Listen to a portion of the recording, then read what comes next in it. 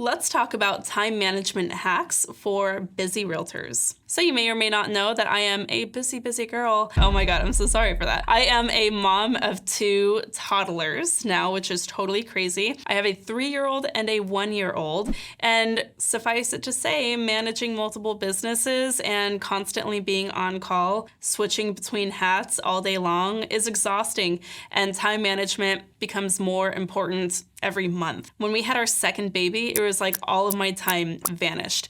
And so while these are really great time management hacks for other realtors who happen to be parents or caregivers, I think that this is going to be applicable for mompreneurs, any business owners who happen to find themselves in a similar situation where you've got a lot on your shoulders and you got little ones that you got to take care of, or maybe just a lot of different hats that you need to wear, and you need some time management hacks to give you a little bit more brain space. Now, these are going to be some pretty simple, doable hacks, because I know that if you are looking for time management, you're probably feeling overwhelmed. You're probably already feeling a lot of friction. You might be a little bit flustered with where you are at the space in business and in life. And so these are going to be some pretty good intros to get your life back on track that aren't going to require a ton of time and a ton of energy, because the whole goal is to get some time and energy back. And so let's talk about a couple of shifts that we can really lean into to get on the right track. I'm not going to tell you to wake up at 5:30, and I'm not going to tell you to become some machine who's just checking stuff on the list.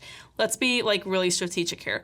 The first thing that we want to do is make sure that we are setting aside as much time as possible to pre-plan. And so what I want you to do is actually start your day the evening before. A really solid end of day routine really helps set my following day up for success. And before you roll your eyes, just stick with me here. This was something that I really struggled with. What I had to change was allowing myself a 15-minute period of kind of ramping down the day and planning the next morning, so that by the time I got into my seat in the morning and I opened up my laptop again, I already had my to-dos for the day really clearly laid out for me. And so here's what you want to do in that last 15 minutes of your end of day routine. So you want to start by reviewing what you got accomplished that day, and if anything needs to be carried over onto your to-do list. As you are making your to-do list for the following day, make sure that you are really setting that day's priorities and keep it to 3 priorities.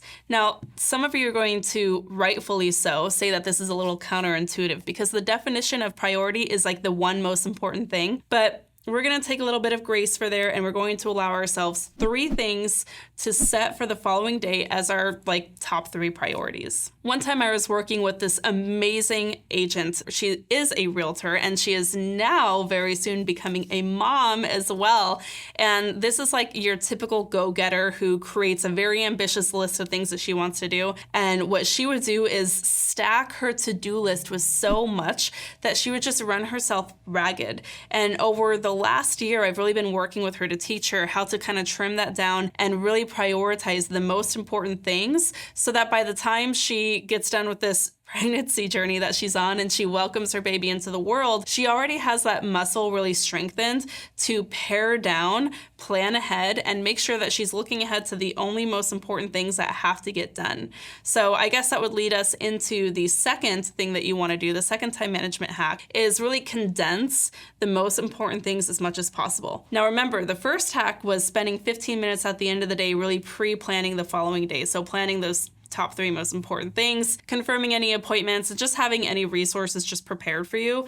Again, this only takes 10 or 15 minutes at the end of the day, but it really sets you up for success. The second hack is to make sure that you are really prioritizing, focusing on the right things. For real estate agents, you should really only be focusing on completing about 3 things. If you talk to most productivity experts, you can only accomplish about 3 meaningful things per day. Yes, you can get through a really quick punch list of items on your checklist to get done, but if we're talking about really impactful things that move the needle, you had a maximum of 3, if that. Okay, so those are 2 hacks. The first one, again, pre-planning the following day in your end of day routine, right? Setting aside that 15 minutes before you really clock out for the evening. The second hack is really focusing and honing in on those priorities.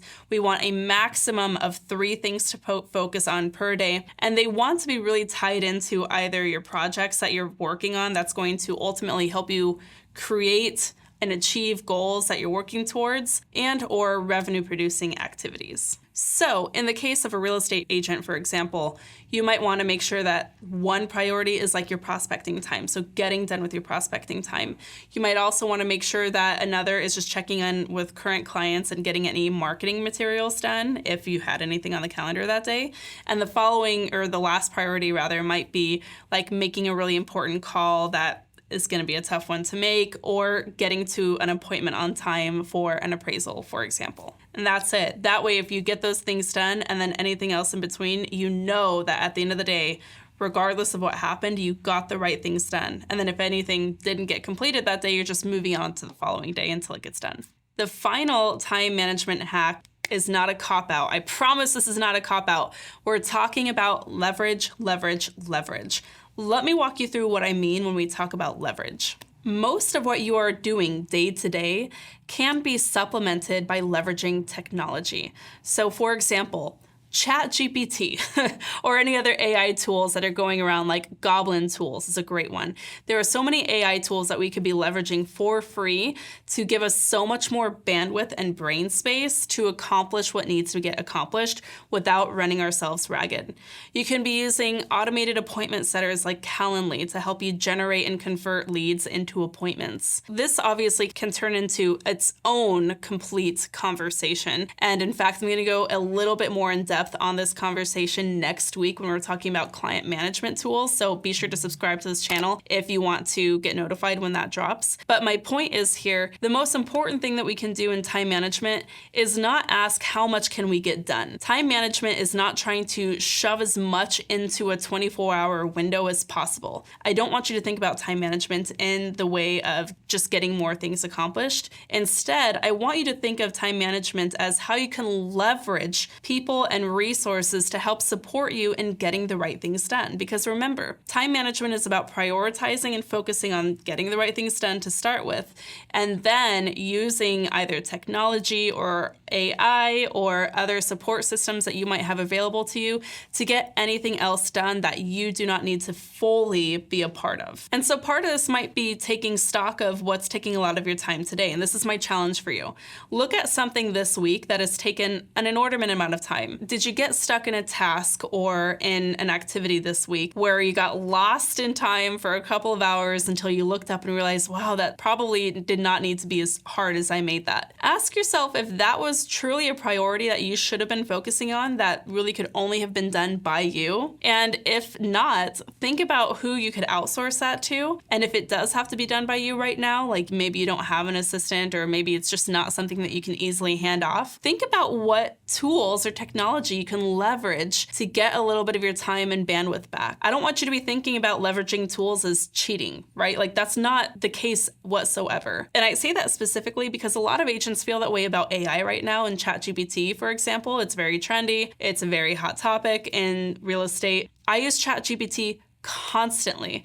And I don't look at it as skipping a step or cheating, as sometimes it kind of feels like it. I look at it as just leveraging tools that are available to me to honor my mission of providing the best possible content and service to my clients and my industry when I'm creating videos here, for example. Okay, that's what I've got for you today. Let me know in the comments if this was helpful. Like I said, I wanted to make this as straightforward as possible. I didn't want to jam in so much information that you were overwhelmed. But if you want a part 2, or if you would like me to go any deeper on any one of these little hacks, just let me know in the comments. I'm happy to do a follow-up video on this topic anytime, since I am all about systems and structure for real estate agents, for mompreneurs, for high-performing CEO types like yourself who love that structure. As always, thank you so much for tuning in. Until next time, keep on crushing it.